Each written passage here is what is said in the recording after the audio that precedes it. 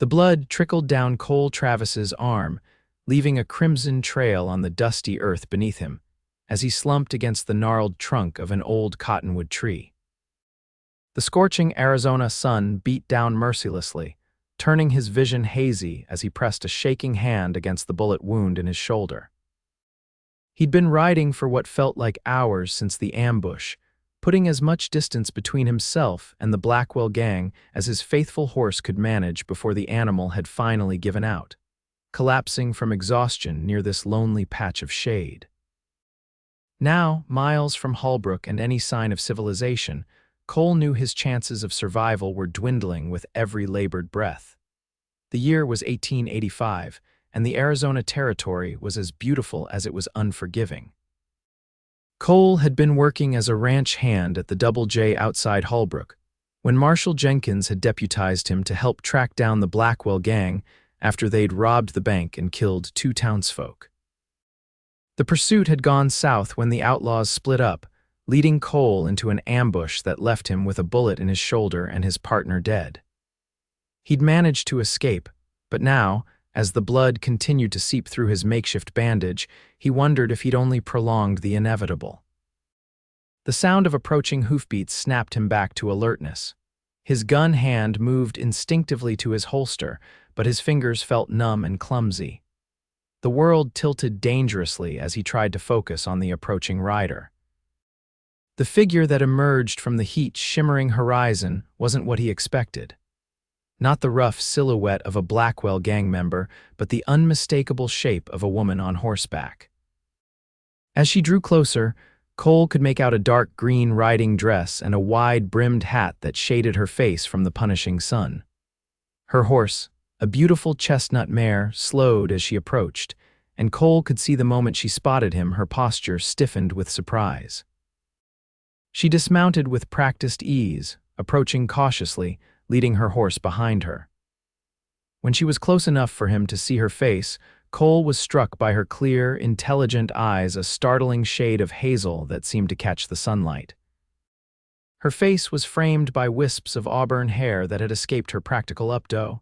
"Good Lord," she exclaimed, dropping to her knees beside him and immediately assessing his wound with a critical gaze. "What happened to you, Mr. Ambushed?" Cole managed through gritted teeth. "Blackwell gang." She worked quickly, removing her gloves and pulling a canteen from her saddle. "You've lost a lot of blood." Her voice was steady despite the gravity of the situation. "Let me see that wound properly." When Cole tried to wave her away, she fixed him with a determined look that brooked no argument. "I'm Olivia Ruskin. I run the apothecary in Holbrook, and I know gunshot wounds when I see them. Now let me save you before you bleed out under this tree." Cole's vision swam, but he managed to focus on her face, the set of her jaw, the quiet confidence in her eyes. "Cole Travis," he muttered, before the world went dark around him. When Cole regained consciousness, the first thing he registered was that he was no longer under the harsh sun. Instead, he found himself in what appeared to be a small cabin, lying on a narrow but comfortable bed. The second realization was that his shoulder had been bandaged properly, the dull throb of pain significantly less than he remembered. "You're awake." The voice came from across the room, and Cole turned his head to see Olivia Ruskin stirring something in a pot that hung over a modest fireplace. "I was beginning to worry." "Where am I?" Cole's voice came out raspy, his throat parched. "My father's old hunting cabin," Olivia explained, ladling whatever she was cooking into a bowl before approaching him. "It's about 10 miles outside Holbrook. I couldn't get you all the way to town in your condition, and I didn't think it wise to leave you where the Blackwell gang might find you." She helped him sit up, propping pillows behind him before offering him water from a tin cup. "How did you get me here?" he asked after drinking deeply. "With considerable difficulty," she replied with a wry smile. "You're not a small man, Mr. Travis. Fortunately, I managed to get you onto my horse. You were semi-conscious for parts of it, which helped." She offered him the bowl, which contained a simple but aromatic stew. "You should eat." "You've lost a lot of blood." Cole accepted the food, surprised by how hungry he felt once the smell hit him. "Thank you, Miss Ruskin. You likely saved my life." Olivia, please, she corrected, returning to the fireplace to serve herself, and I did what anyone would do. Not anyone, Cole disagreed, wincing as he shifted position. Most folks would steer clear of a bleeding man who might bring trouble. The Blackwells aren't known for their forgiveness. A shadow passed over Olivia's face at the mention of the gang. I'm well acquainted with their reputation. My father was the previous apothecary in Hallbrook. He was killed during their first robbery 3 years ago. Cole set down his spoon, the weight of this information settling over him. I'm sorry, I didn't know. How could you? She shrugged, but Cole could see the grief still lingered in the tightness around her eyes. I took over his shop afterward, learned everything I could about medicine, herbs, treating wounds. Seems fitting I'd use those skills on someone who's after the men who killed him. I was deputized to help track them, Cole explained. They hit the bank in Hallbrook 2 days ago, killed the teller and a customer who tried to interfere. Olivia nodded grimly. News travels fast. That's why I was out riding today gathering herbs from certain spots I know, stocking up in case there were more injuries. She studied him for a moment. The bullet went clean through your shoulder. You're lucky no bone was hit, but you've lost a lot of blood and the wound needs time to heal. You won't be chasing anyone for at least a couple of weeks. Cole frowned, setting the now empty bowl aside. I can't wait that long, they'll be long gone.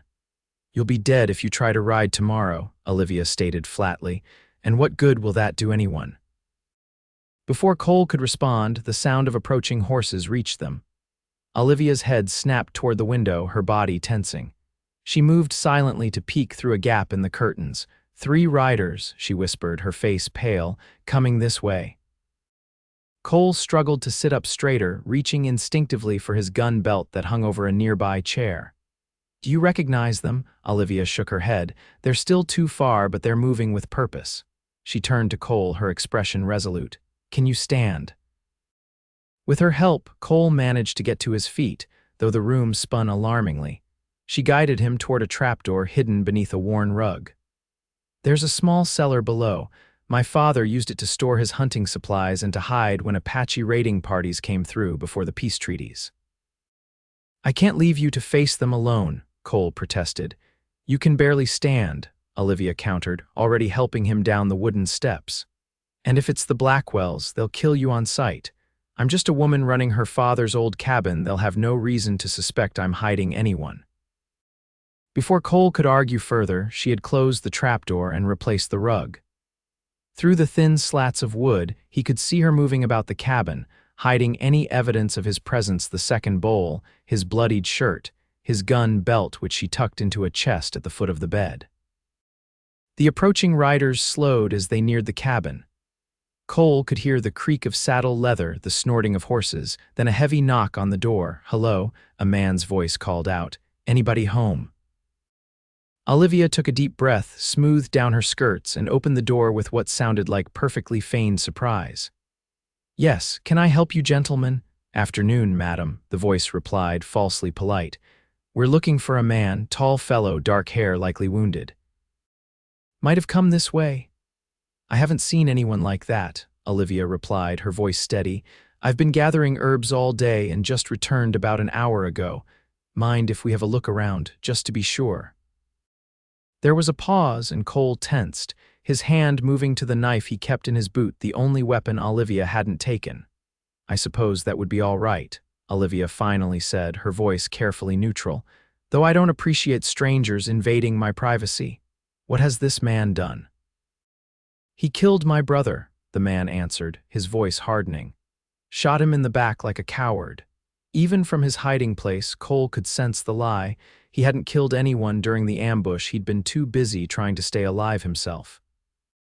Heavy boots stomped around the cabin as the men searched. Cole held his breath as footsteps passed directly over the trapdoor. He could hear them opening cupboards, looking behind furniture, their movements becoming increasingly careless and rough. What's in here? One of them demanded, and Cole heard the sound of the chest being opened.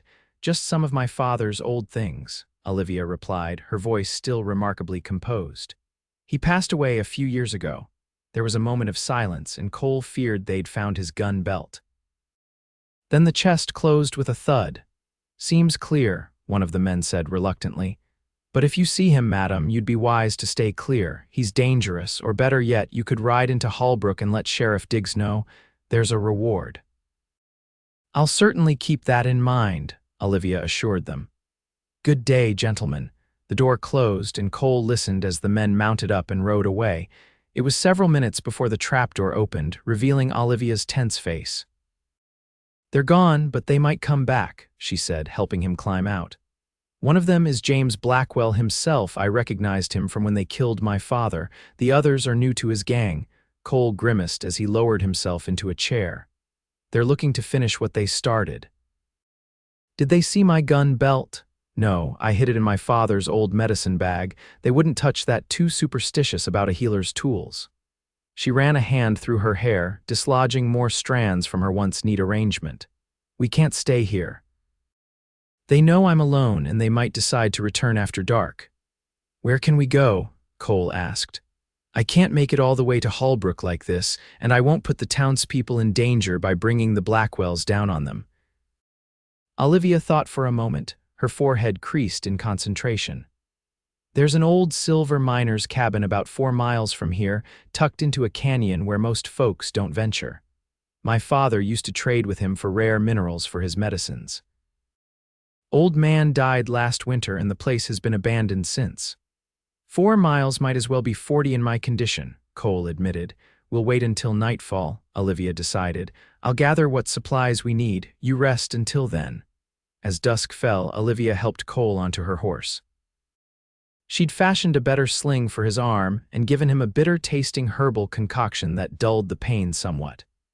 She walked alongside the horse, leading it carefully through the growing darkness, avoiding the main trails. You didn't have to do this, Cole said quietly as they made their slow progress.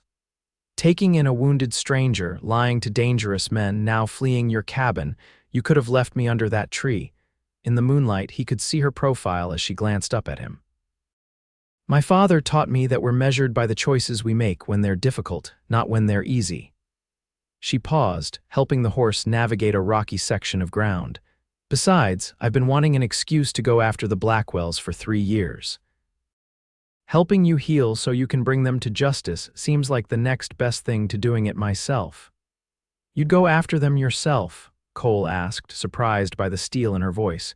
If I thought I could succeed, yes, she answered simply. But I'm not fool enough to think one woman with a hunting rifle could take down a gang of killers, so I've waited, hoped that someday justice would find them. She looked up at him again. Perhaps you're that justice, Mr. Travis. Cole, he corrected. And I'm not sure if I'm justice or just a ranch hand who got in over his head. Well, Cole, she said, his name sounding different in her gentle voice. Either way, you're now a ranch hand with an apothecary on his side, and that might just give you the edge you need. The abandoned miner's cabin was little more than a one-room structure built partially into the side of a rocky hill, but it was well hidden in a narrow canyon that would be easy to defend. Inside, they found it dusty but intact, with a small stove, a rickety table with 1 chair, and a narrow cot. You take the cot, Olivia insisted as she lit a small oil lamp she'd brought. I'll make a pallet on the floor. Cole shook his head. I can't let you sleep on the ground. You can and you will, she said firmly, already spreading a blanket in the corner. Doctor's orders. Over the next few days, a routine developed between them. Olivia would change Cole's bandages each morning, applying a pungent salve that she claimed would prevent infection. She ventured out to gather food, wild onions, berries, even managing to snare a rabbit that she cooked into a stew that lasted them 2 days. Cole gained strength gradually, moving from being confined to the cot to sitting outside the cabin in the weak autumn sunshine. Olivia proved to be not just skilled with medicines, but a surprisingly good companion. She told him stories of growing up as an apothecary's daughter, learning to identify plants and their properties, helping her father treat everything from rattlesnake bites to childbirth complications. How did you end up in Holbrook? She asked one evening as they sat by the small fire outside the cabin. You don't strike me as a man who was born to be a ranch hand. Cole poked at the fire with a stick, watching the sparks rise into the darkening sky. I was born in Texas. My father had a small spread there, nothing fancy. He taught me everything about horses, cattle, surviving on the frontier. His voice grew quieter. When I was 19, raiders hit our ranch, killed my parents, my younger sister. I wasn't home, I'd ridden to town for supplies. Olivia's eyes reflected the firelight as she watched him, saying nothing, giving him space to continue. After that, I didn't want to stay in Texas.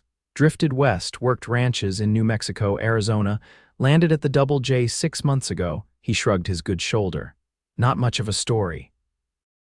It explains why you agreed to help the marshal go after the Blackwells, Olivia observed.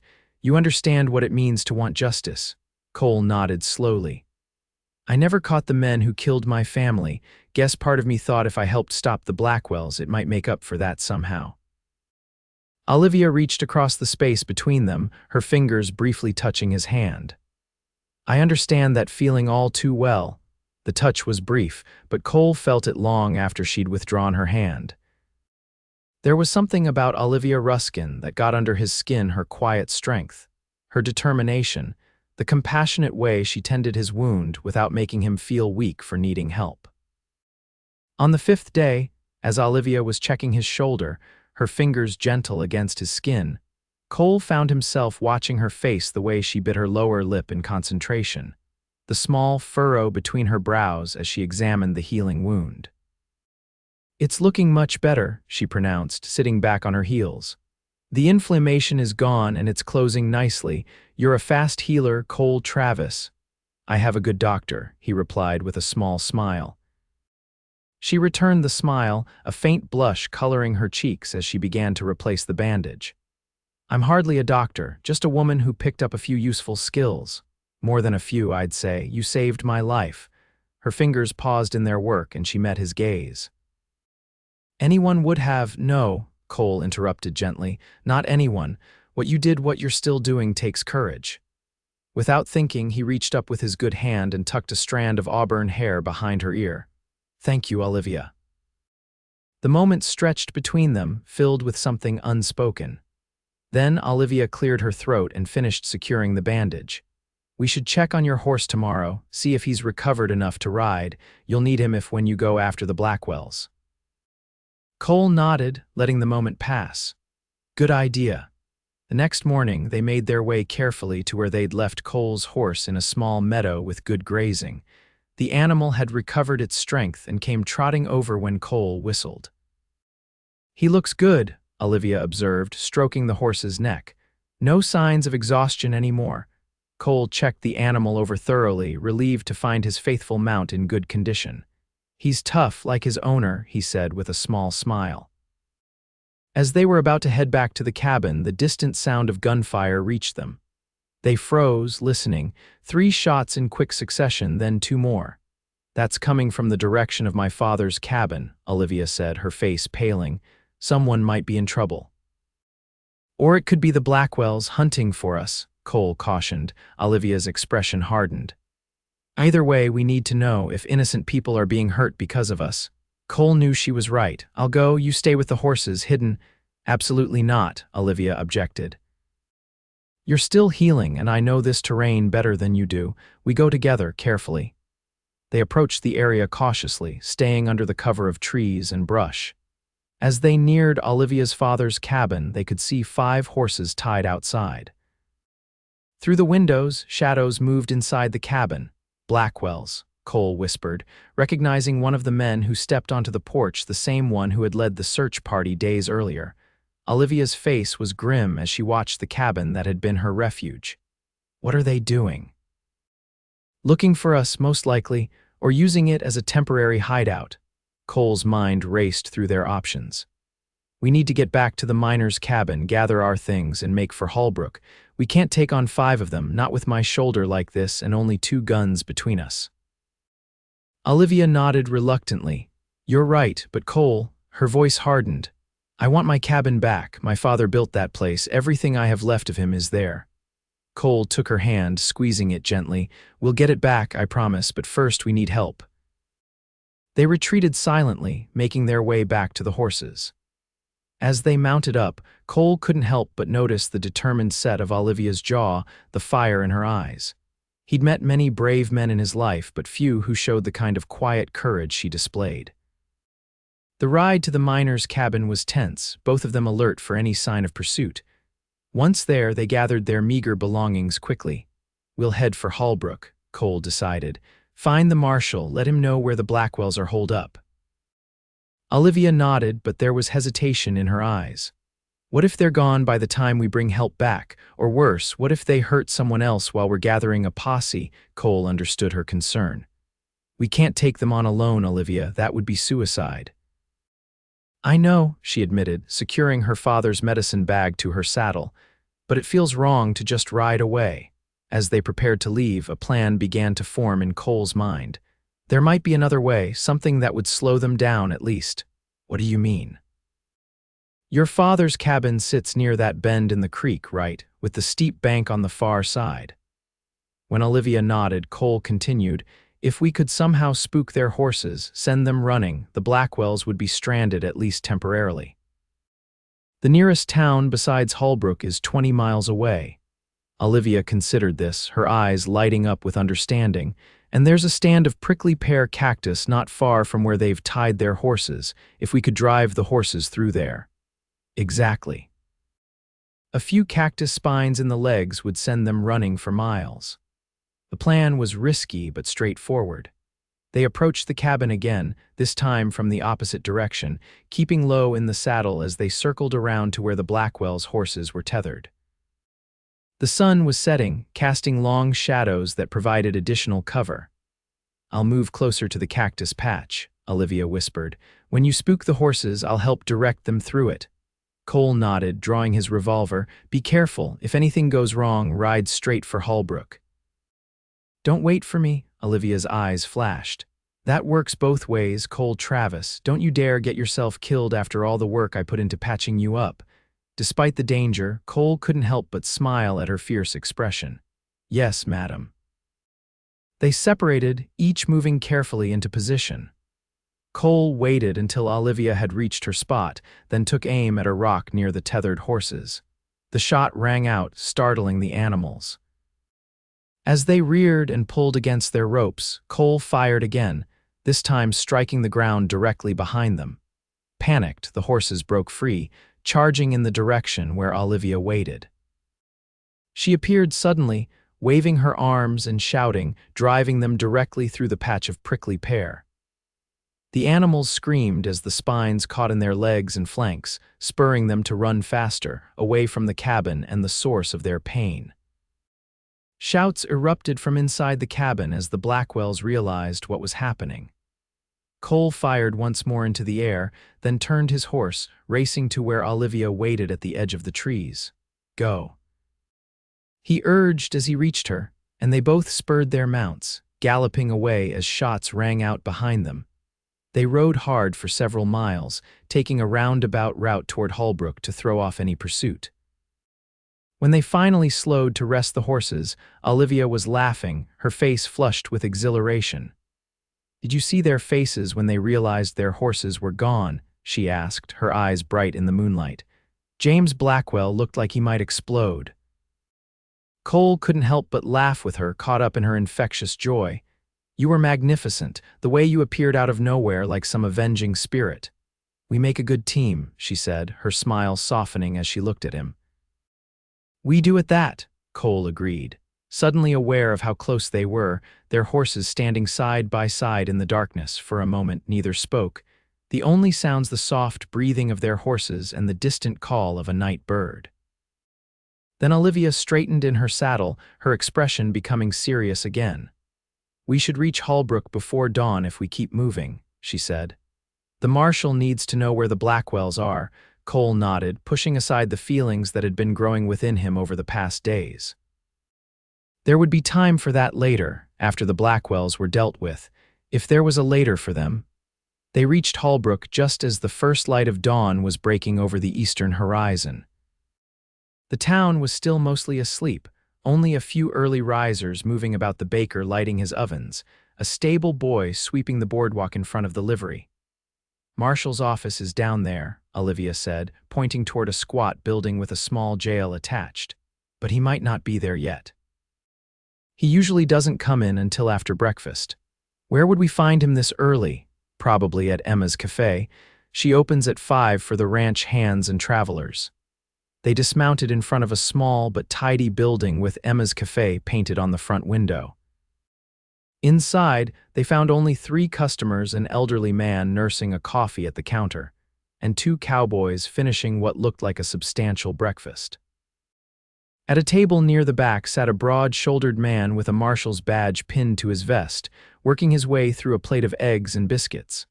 "Marshal Jenkins," Cole called as they approached his table. The marshal looked up, his fork pausing halfway to his mouth. "Travis, I'll be damned. We thought you were dead." His gaze shifted to Olivia.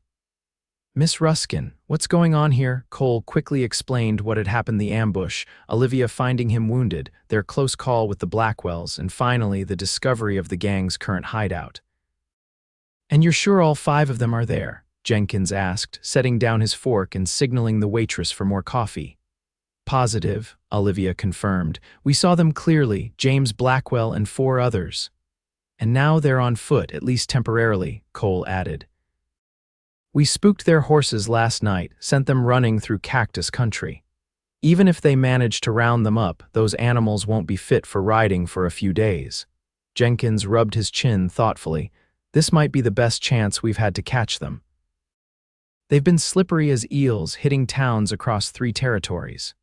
He looked at Cole. "You up for riding back out there? That shoulder of yours doesn't look fully healed." "I'm well enough," Cole assured him. "Miss Ruskin is a skilled healer, and I aim to finish what I started." The marshal nodded, then turned to Olivia. "Thank you for saving my deputy, Miss Ruskin, but I'm afraid I must ask you to remain in town while we handle this business." Olivia's eyes flashed dangerously. "That's my father's cabin they're holed up in, Marshal. And those men killed him 3 years ago. I have every right to stay alive," Jenkins interrupted firmly. "Your father wouldn't want you putting yourself in danger, and neither do I. We'll bring the Blackwells to justice, I promise you that." Cole could see the battle in Olivia's eyes, her desire for justice warring with the knowledge that the marshal was right. "Olivia," he said softly, "please, I couldn't bear it if something happened to you." Something in his voice must have reached her, because after a moment she nodded reluctantly. "Fine, but I want to know the moment you return." "You have my word," Jenkins promised, rising from his table. "Now, if you'll excuse me, I need to round up some men. We ride in an hour." Within the promised hour, Marshal Jenkins had assembled a posse of 6 men, including Cole. They were a mixed group, 2 deputies from neighboring towns who happened to be in Hallbrook on business, a grizzled former Army scout named Hawkins, a rancher whose brother had been killed by the Blackwells in a raid the previous year, and a young man named Eddie who worked at the livery and was handy with a rifle. As they prepared to ride out, Olivia appeared at the livery, carrying a small bundle. She approached Cole, who was checking his saddle cinch. "Some extra bandages and salve in case your wound opens again," she said, handing him the package. Her voice was steady, but Cole could see the worry in her eyes. "Thank you," he said, tucking the bundle into his saddlebag. "We'll be back before nightfall, one way or another." Olivia glanced around to ensure no one was watching, then quickly pressed something into his hand. Cole looked down to see a small, carved wooden pendant on a leather cord. "It was my father's," she explained quietly. "He always said it brought him luck. I want you to take it with you." Cole was touched by the gesture. He slipped the cord over his head, tucking the pendant beneath his shirt. "I'll return it to you when this is done," he promised. "See that you do," she replied, her voice catching slightly. "Along with yourself in one piece." On impulse, Cole reached out, his hand gently cupping her cheek.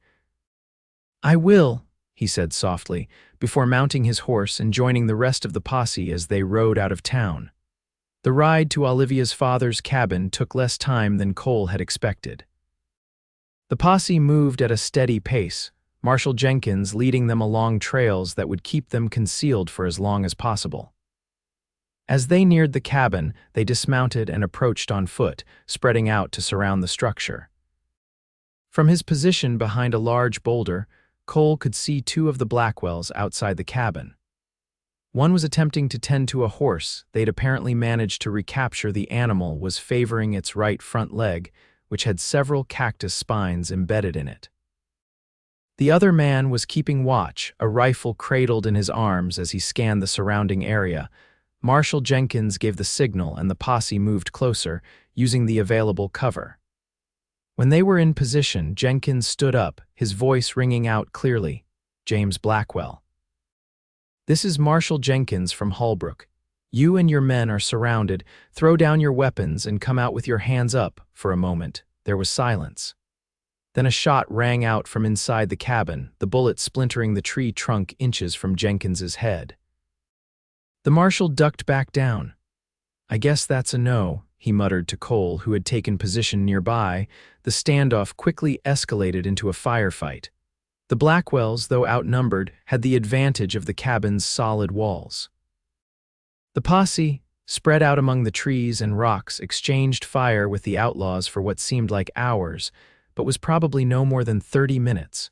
During a brief lull in the shooting, Cole noticed smoke beginning to rise from the back of the cabin. One of the Blackwell's shots must have hit the stove or a lamp, starting a fire.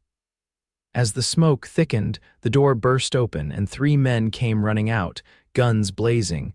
2 fell quickly under the posse's concentrated fire. The third, James Blackwell himself, managed to reach the cover of the trees, disappearing into the underbrush. "Travis Hawkins with me," Jenkins shouted, already moving to pursue. "The rest of you secure the cabin and the prisoners." Cole followed the marshal into the trees, his shoulder aching but his determination stronger.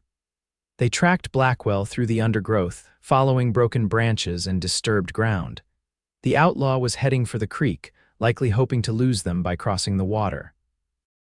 They caught up to him just as he reached the bank. Blackwell spun, firing wildly.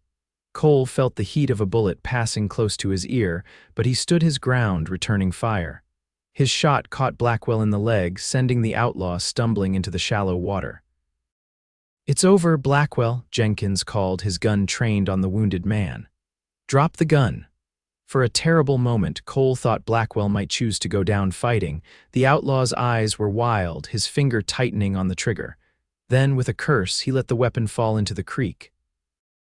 "You won't take me alive to hang," Blackwell spat, blood staining the water around his wounded leg. "I know what happens to men like me in your jails. You'll face justice for what you've done," Cole said, moving forward to secure the prisoner. "For the people you've killed, for Thomas Ruskin." At the mention of Olivia's father, something changed in Blackwell's expression. "The apothecary, that was years ago. What's it to you?" "His daughter saved my life," Cole replied simply. "After you and your men tried to end it." Understanding dawned in Blackwell's eyes, followed by a bitter laugh.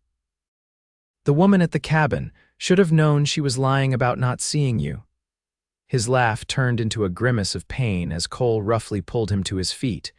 "You're done hurting people," Cole said firmly, pushing the outlaw toward the marshal.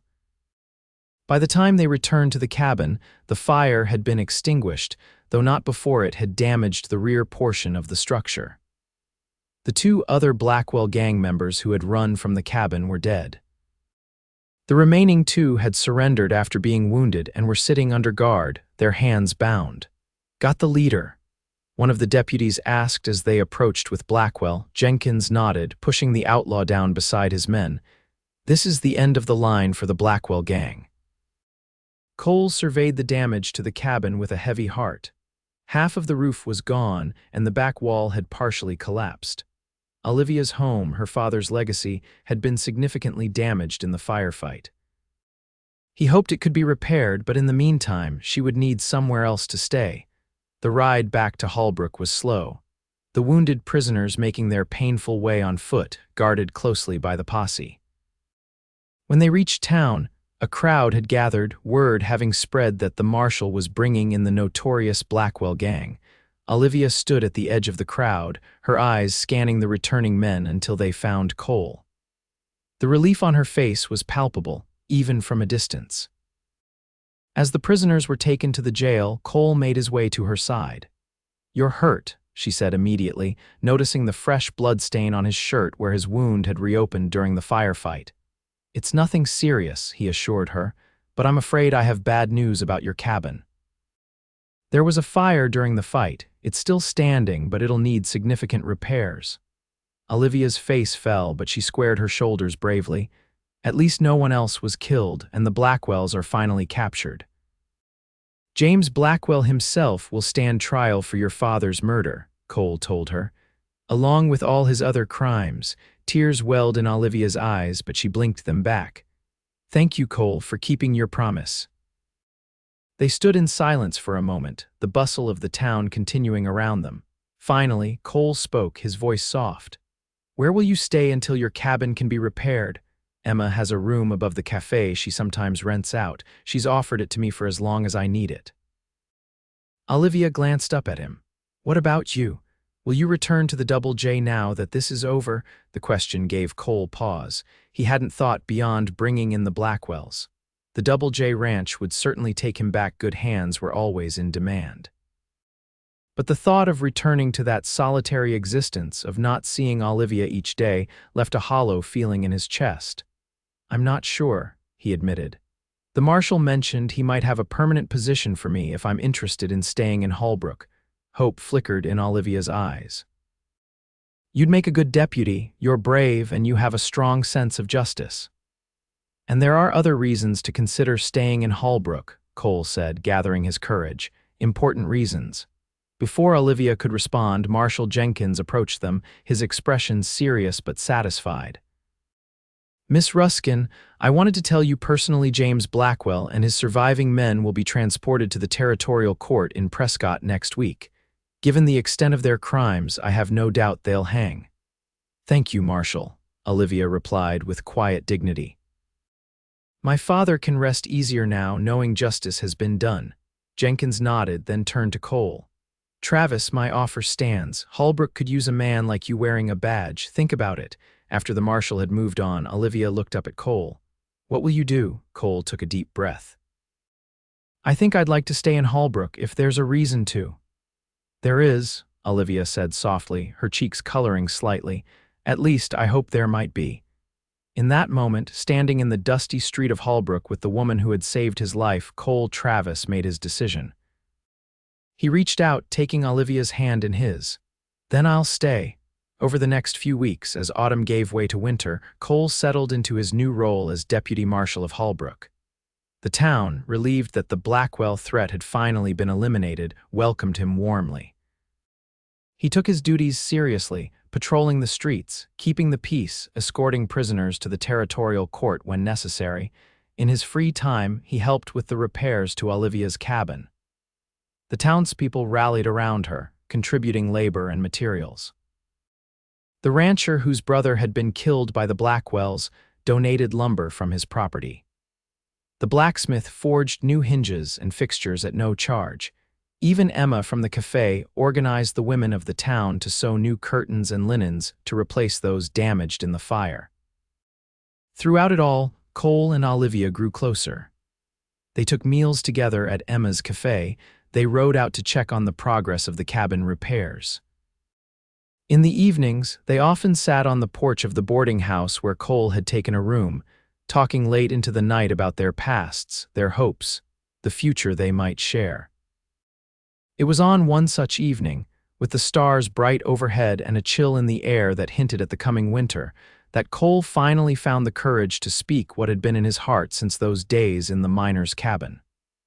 "Olivia," he began, his voice uncharacteristically hesitant. "I've been thinking about something."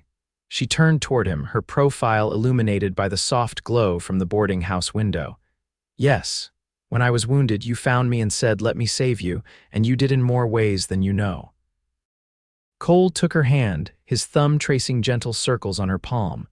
"Before I met you, I was just drifting, moving from place to place without any real purpose beyond surviving another day.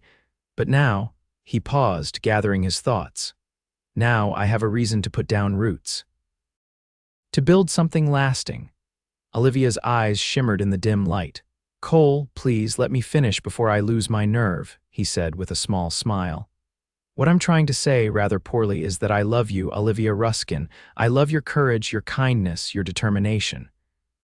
I love the way you furrow your brow when you're concentrating on mixing your medicines. I love how fiercely you fight for what matters to you." He took a deep breath. "And I'm hoping that perhaps I matter to you too." Olivia's free hand came up to touch his face, her fingers gentle against his cheek. "You matter more than I can say," she whispered. "I think I started falling in love with you that first day when you were so determined to keep fighting despite your wounds. And every day since has only deepened those feelings."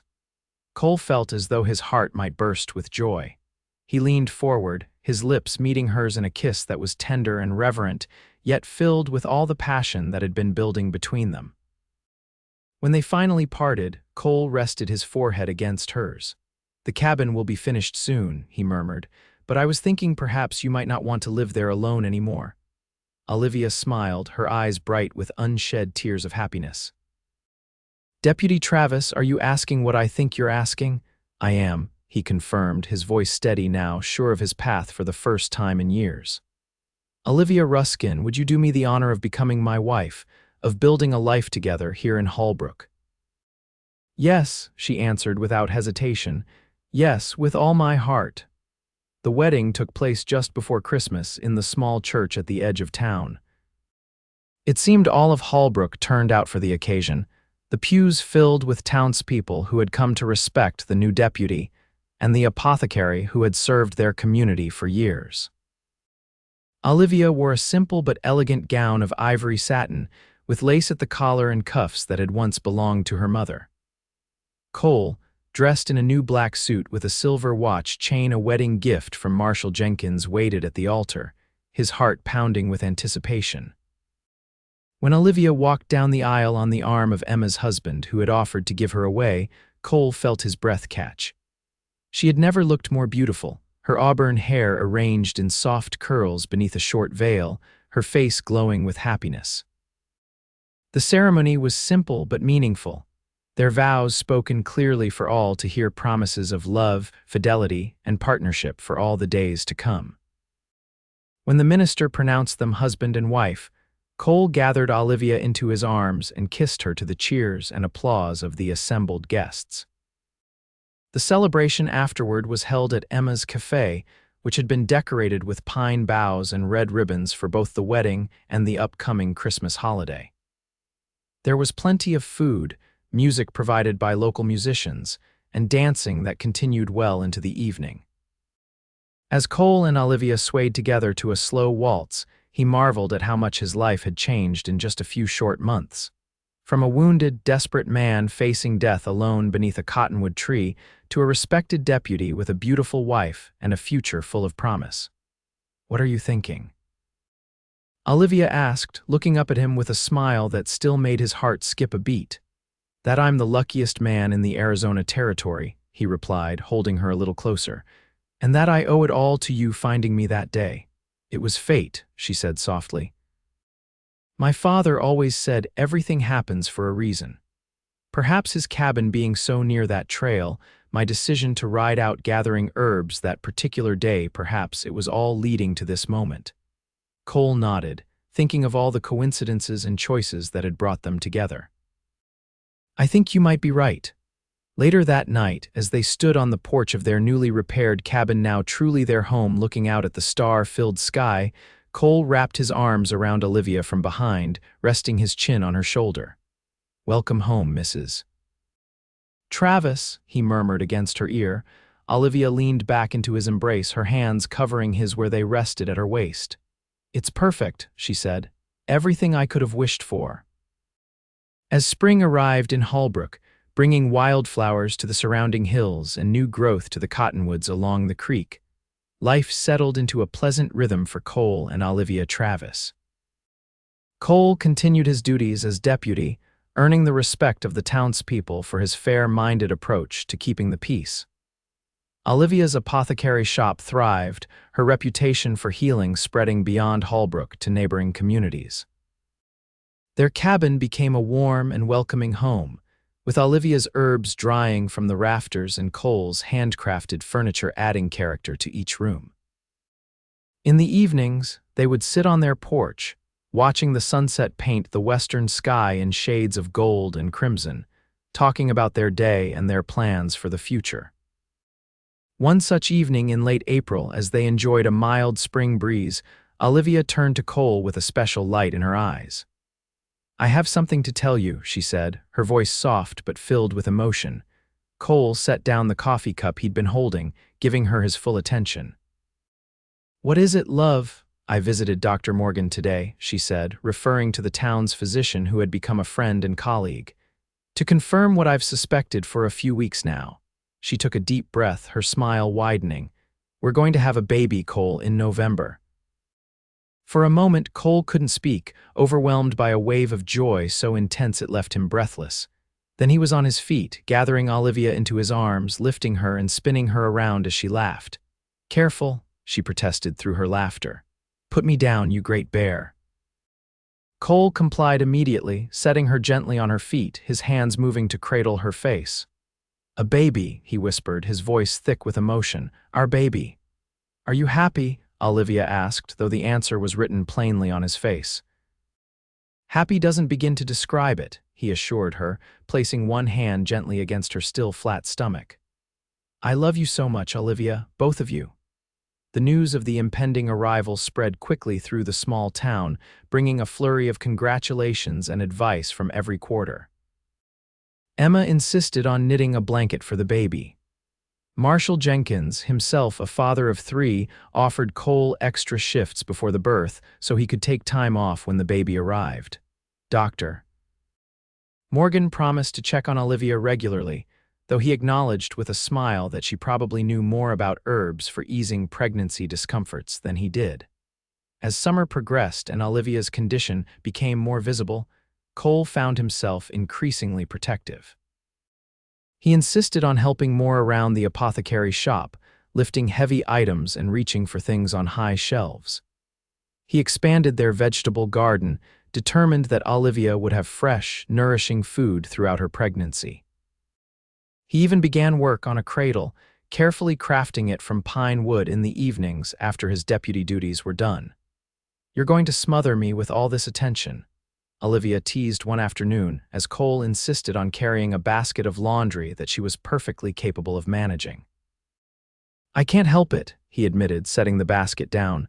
"I just want to make sure you're both safe and well." Olivia's expression softened and she reached up to touch his face. Women have been having babies since the beginning of time, you know, and I'm strong and healthy." "I know," Cole sighed. "It's just this feels like a miracle. You, our child, this life we're building. Sometimes I worry it's too good to be true, that something will take it away." Understanding dawned in Olivia's eyes. "Like what happened with your family in Texas." Cole nodded, the old grief momentarily shadowing his face. "I couldn't bear to lose you, either of you." "You won't," Olivia promised, taking his hand and placing it over her rounded belly where their child moved beneath his palm. "We're here and we're not going anywhere." As autumn approached and Olivia's time grew nearer, Cole found himself both excited and terrified. He'd faced down armed outlaws with less trepidation than he felt at the prospect of becoming a father. What if he wasn't good at it? What if he couldn't protect his child from the hardships of the world? "Every new parent feels this way," Marshall Jenkins assured him during a quiet moment at the office. "It's natural to be scared, but trust me, Travis, the moment you hold that baby in your arms, everything changes. You'll know what to do." On a crisp November morning, with the first dusting of snow on the distant mountains, Olivia woke Cole before dawn. "It's time," she said calmly, though he could see the mixture of excitement and apprehension in her eyes. "The baby's coming." Cole sprang into action, his carefully rehearsed plans momentarily forgotten in the rush of the moment. He helped Olivia change into a fresh nightgown, built up the fire to warm the cabin, then raced to fetch both Dr. Morgan and Emma, who had promised to assist with the birth. The labor was long, testing Olivia's strength and Cole's nerves. He paced outside the bedroom door, every sound from within making his heart race: Olivia's muffled cries, Emma's soothing voice, the doctor's calm instructions. Finally, as the afternoon sun was beginning to set, a new sound broke the tension, the lusty cry of a newborn. The bedroom door opened, and Emma appeared, her face tired but beaming. "Congratulations, Deputy Travis, you have a son, a strong, healthy boy." Cole's legs nearly gave way beneath him. "And Olivia, tired but well," Emma assured him. "She's asking for you." Inside the bedroom, Olivia reclined against a mound of pillows, her hair damp with perspiration but her face radiant. In her arms, wrapped in the blanket Emma had knitted, was a tiny bundle with a shock of dark hair. "Come meet your son," Olivia said softly as Cole approached the bed.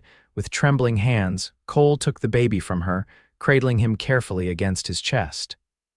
The infant's eyes opened, revealing a deep blue that Cole suspected might eventually turn to his own hazel or Olivia's green. "He's perfect," Cole whispered, overcome with a love so profound it brought tears to his eyes. "Absolutely perfect.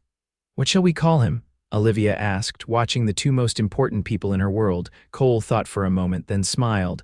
"Thomas, after your father, Thomas Cole Travis." Tears welled in Olivia's eyes. "I think that's perfect." As the years passed, the Travis family grew and flourished. Thomas was joined by a sister, Alina, 2 years later, and finally by another brother, James, 3 years after that. The cabin was expanded to accommodate the growing family, with Cole adding rooms as they were needed. Holbrook grew as well, the railroad bringing new people and opportunities to the once small town. Cole eventually succeeded Marshal Jenkins when the older man retired, becoming the town marshal himself. Olivia's apothecary evolved into a proper pharmacy, though she continued to use many of her traditional herbal remedies alongside the newer medicines that became available. Through it all, their love remained the foundation of their lives, a love born in the most unexpected circumstances. When a wounded cowboy was saved by a determined young woman who refused to let him die beneath a cottonwood tree. On their 20th wedding anniversary, Cole took Olivia riding, following the same trail where they had first met. The old cottonwood still stood, now bearing a crude heart carved into its trunk, with their initials inside a secret Cole had added years earlier. "Do you ever think about how differently our lives might have turned out?" Olivia asked as they dismounted, spreading a blanket beneath the tree for their picnic. "If I hadn't decided to gather herbs that day, if you hadn't been ambushed at that particular spot." Cole took her hand, his thumb brushing over the gold band he'd placed there 2 decades ago. The years had added a few lines to her face, a few strands of silver to her auburn hair, but to him she was more beautiful than ever. "I believe we were meant to find each other," he said simply. "Out of all the trails in Arizona, all the days and moments that might have been, we found each other here. That can't be just chance." Olivia smiled, leaning against his shoulder as they looked out over the landscape they both loved. "I remember exactly what I said when I found you." "Let me save you," Cole quoted, his arm slipping around her waist.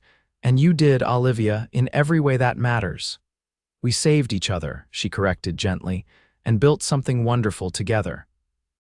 As the sun began its descent toward the horizon, painting the sky in the same colors that had blessed their first meeting, Cole held the woman who had changed his life, grateful for the wounded, desperate day that had brought them together and the love that had healed them both.